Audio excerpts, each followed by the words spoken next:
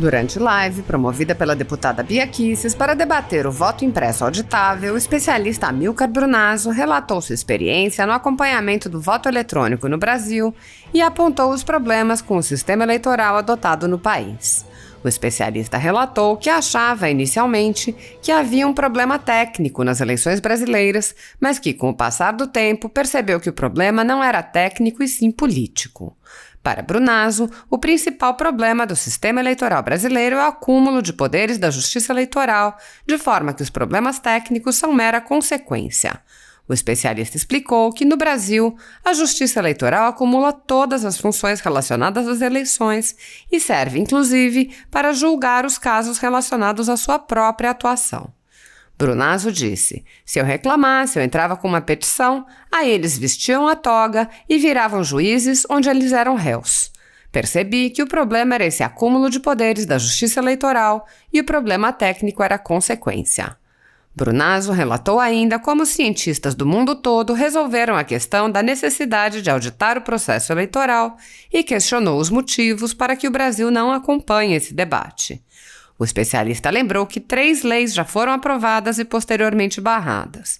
Quando a última lei estava em vigor, o corpo técnico do TSE publicou um artigo mostrando que a eleição com o voto impresso é segura e garante o anonimato do voto.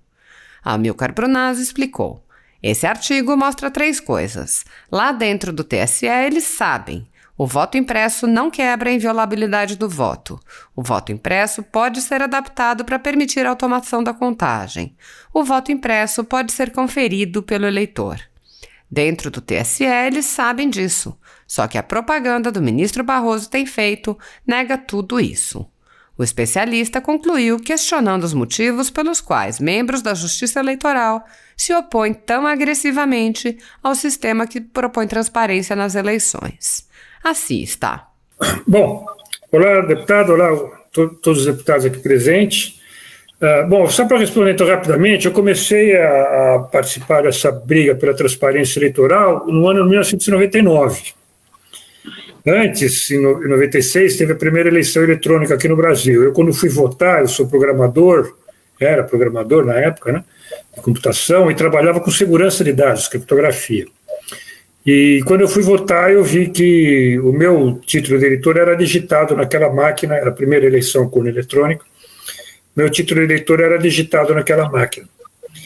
E aí eu perguntei para o mesário: escuta, eu vou votar nessa máquina e você está digitando meu título de eleitor na mesma máquina? Como eu sei que não vai ser identificado o meu voto? Eu, como programador, eu sei que se o software tem acesso às 2 informações, ele pode juntar e guardar no arquivo e violar o sigilo do voto. Não que tivesse preocupado com isso, porque eu sempre coloquei os adesivos dos meus candidatos na janela dos meus carros, né? Mas que o princípio do sigilo do voto é importante para uma eleição, para não haver coação de eleitores frágeis, né? E aí a mesária, ela deu uma resposta que faz com que eu esteja aqui hoje, né? Ela disse: não, eu garanto para você, ela garantia sou eu, não vai ser identificado o seu voto. Eu sabia que ela não tinha a menor noção do que estava falando, né? Que ela não tinha a menor noção do que era software, do que era conexão, de tudo isso aí. E então eu comecei a me preocupar, escrevi uma carta para o secretário de informática do TSE, dizendo que eu achava que tinha umas coisas estranhas do processo. O negócio não caminhou direito, né? Foi ignorado. Até que em 99 eu resolvi escrever um artigo para o Congresso de Informática no ITA, o Simpósio de Segurança de Informática. E aí eu já tinha bastante informações sobre o assunto, e desde lá comecei a falar: olha, se a gente continuar com esse sistema eleitoral que a gente tem aqui, essa urna eletrônica, que não dá para conferir para quem que você vota e não sabe para quem foi gravado o seu voto, a gente não vê o registro do voto, a gente está correndo o risco de deixar para os nossos filhos um sistema eleitoral que o eleitor não sabe para quem votou e o candidato não sabe se ele recebeu o voto dele, né? E desde lá, então, eu achava no começo que era um problema técnico, né, que o TSE não tinha percebido que tinha umas falhas de segurança lá no projeto dele, mas não demorou muito para descobrir, mais um ano eu acabei descobrindo que o problema não era técnico, o problema era político, era o acúmulo de poderes que tem o Tribunal Eleitoral. Eles são os executores, os administradores eleitorais, eles fazem as urnas, fazem os projetos, fazem o software, fazem tudo, compra equipamento, distribui, faz a logística, opera no dia da apuração, da votação. Eles fazem as normas, tudo que eu podia fiscalizar tinha que ser fiscalizado através, segundo as normas que eles escreveram.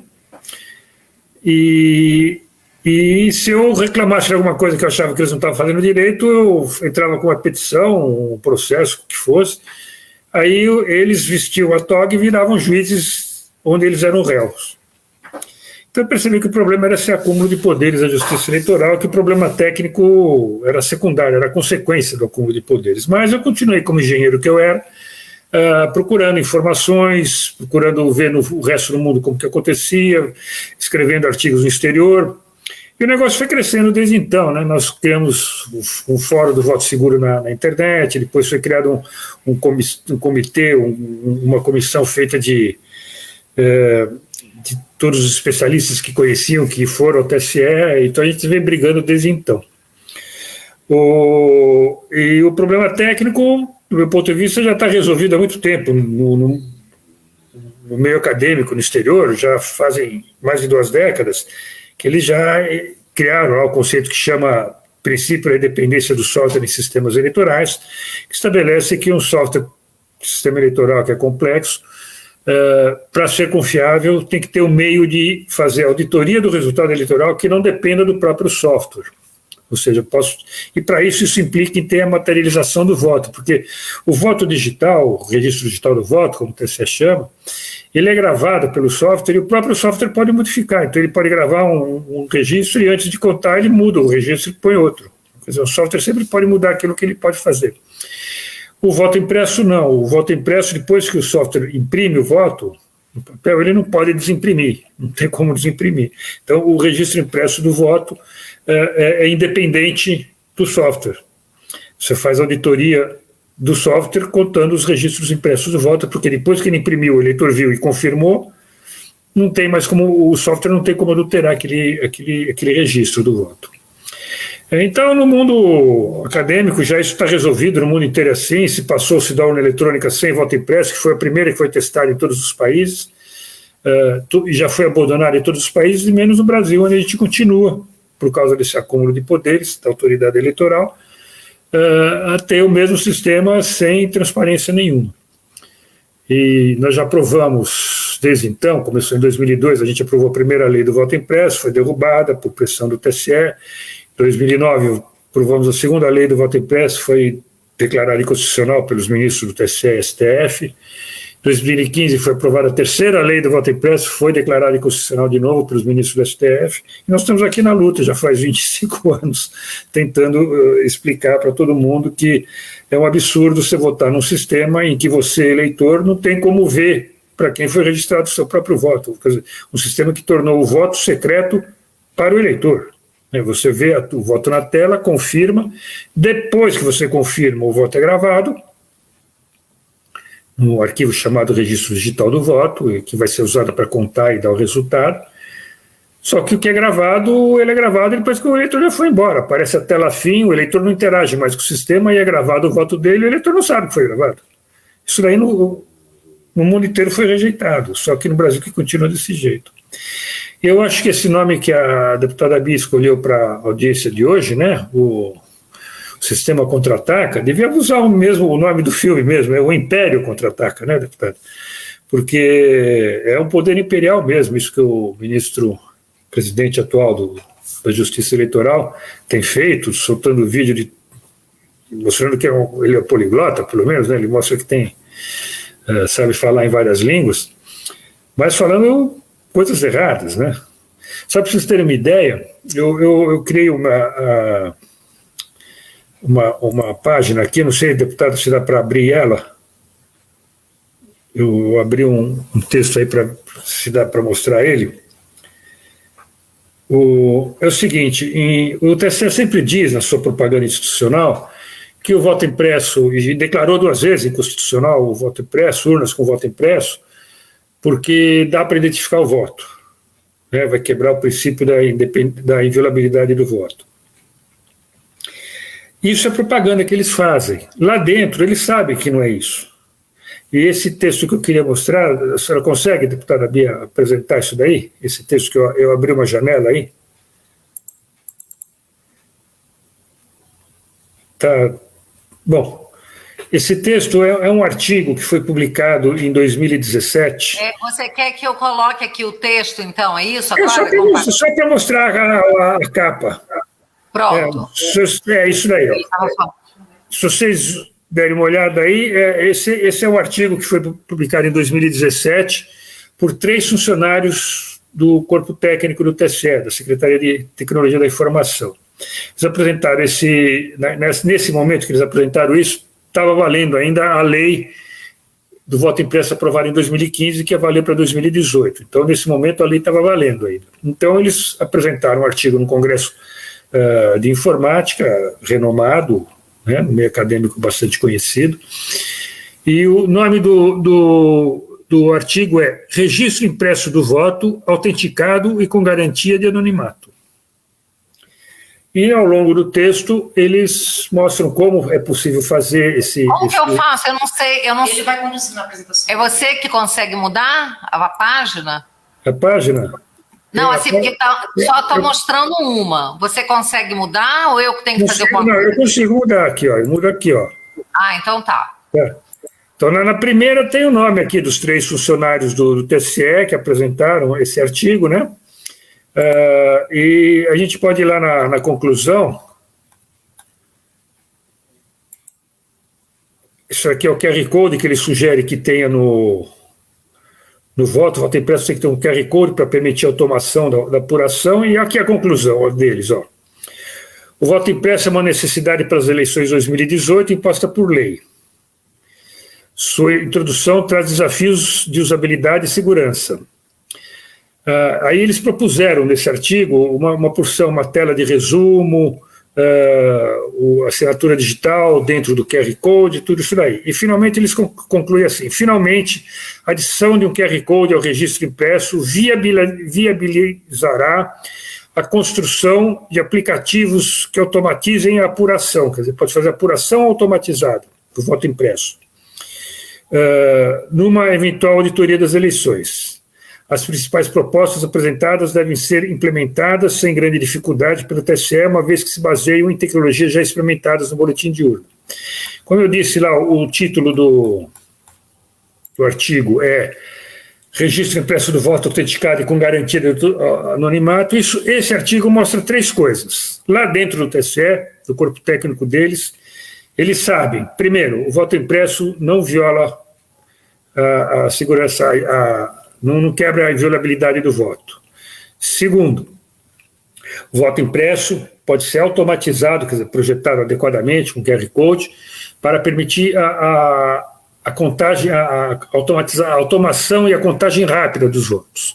E terceiro, eles revelam aqui que o voto impresso desse jeito pode ser conferido pelo eleitor. O registro do voto pode ser conferido pelo eleitor. Quer dizer, dentro do TSE eles sabem disso, só que a propaganda que o ministro Barroso tem feito nega tudo isso, diz que o voto impresso viola o sigilo do voto. Agora eles estão falando até que a gente está dando golpe, né, Bia? Eles falaram que quem falar em voto impresso porque quer dar golpe, que eles não vão tolerar que tenha golpe. Pronto, eu só queria mostrar esse arquivo aí para tirar essa imagem se quiser. Só para mostrar que lá dentro eles sabem que o sistema funciona, pode funcionar bem, pode automatizar, só que eles fazem uma propaganda para derrubar isso. E por que eles fazem essa propaganda? Por que eles agem tão agressivamente contra isso?